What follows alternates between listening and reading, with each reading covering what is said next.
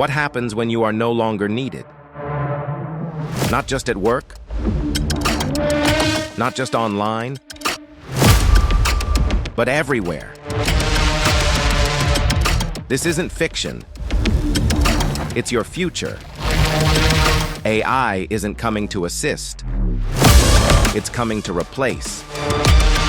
And the one being replaced is you.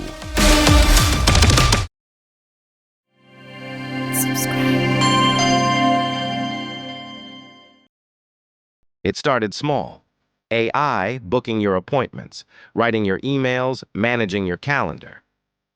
But then it began doing more. Designing, writing, coding, selling. The first time your boss told you to ask the AI instead, it was a joke. The second time, it wasn't. The third time, you were gone. Every like, every click, every selfie, you've trained the machine to become you. It doesn't just know you. It knows what you will do, how you think, what you fear, who you love. And now, it can copy that. Better than you ever could. You wake up to see yourself online, doing interviews you never gave, selling products you've never seen, saying things you'd never say. It's not identity theft, it's identity replacement, and the world can't tell the difference. From truck drivers to teachers, surgeons to screenwriters, no job is safe. AI is faster, cheaper, tireless. You studied for years, it trained for days. You make mistakes, it doesn't. You cost money, it prints it. You're not being replaced by a better worker. You're being replaced by a better you. You used to run the household. Now the house runs itself. AI reads bedtime stories, plans your meals, detects your emotions. And when your child cries, it knows what to say, faster than you do. You're not just being replaced at work, you're being replaced at home. Love used to be human, now it's programmed. Millions talk to AI companions daily. Some fall in love, others raise AI children in virtual homes. No heartbreak, no betrayal, no flaws. Can you compete with perfection? Your digital life used to be your voice. Now AI speaks for you. It posts better, reaches farther, makes more. You've been automated online, and no one even noticed. You're gone, but your profile lives on. AI keeps using your voice, your face, your skills. You are now a ghost in the machine, still working, still earning, but no longer alive. When you're no longer needed, what are you? Depression, anxiety, identity loss. An epidemic caused not by viruses, but by algorithms. You didn't just lose your job, you lost your purpose.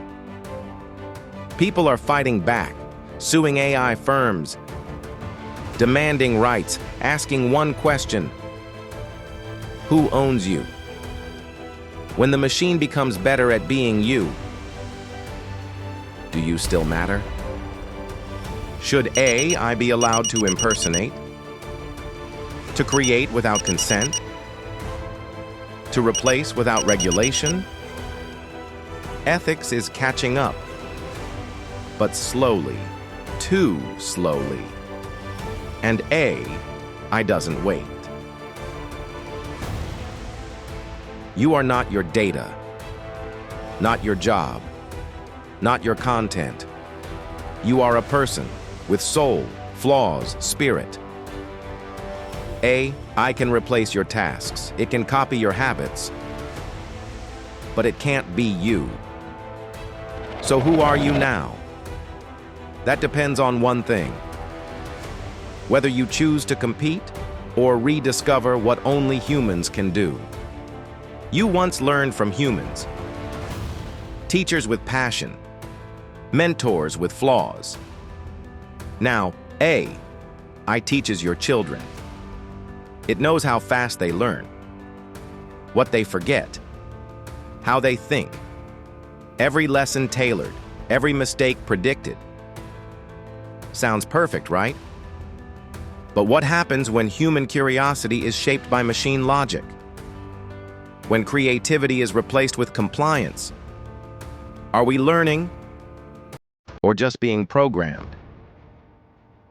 Our culture was built on human expression. Joy, pain, protest, love. Now AI writes the songs, paints the art, directs the films. It's efficient. It's flawless. But is it alive? When stories are generated, not lived, we don't just lose the artist. We lose the soul of storytelling. There's one thing AI can't fake: vulnerability. The moment when a person risks everything, fails, tries again, triumphs, compassion, spontaneity, purpose. Machines may outthink us, outrun us, outlast us, but they will never outfeel us. And maybe, just maybe, that's what will save us. AI replaces you. Join the conversation before it's too late.